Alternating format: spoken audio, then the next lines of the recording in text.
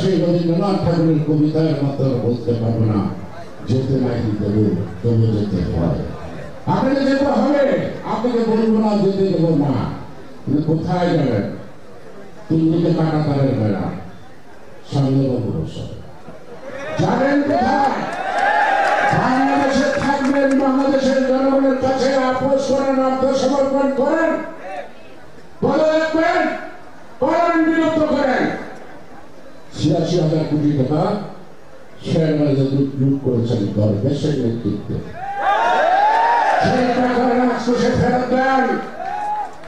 ১০ লক্ষ কোটি টাকা পাচার করেছেন বিদেশে, সেই টাকা ফেরত দেন, দিতে হবে এই টাকা ফেরত। বিদ্যুৎ খাতে যে পরিমাণ চুরি করেছেন, আপনার যে মাফিয়া চক্র, তাও তো শেখ মুজিব দুঃখ করে ৭৪ সালে বলেছিল, মানুষ স্বাধীন দেশের পায় সোনার খনি, হীরার খনি, কয়লার খনি, আমি পেয়েছি একটা চোরের খনি। বিদেশ থেকে জ্বালানি চাটার খায়, হয়তো কিছু বলতে পারি না, সবাই তা মানল।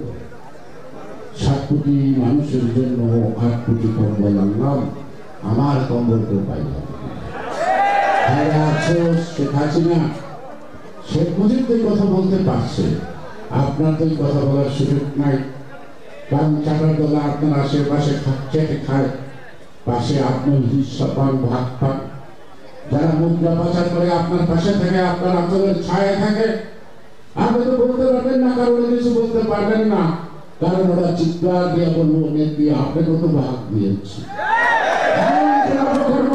খারাপই নয় যেটা আপনার নির্দেশের বাইরে হয়, এমন কোন দুর্নীতি নাই যেটা প্রধানমন্ত্রীর নির্দেশের বাইরে হয়।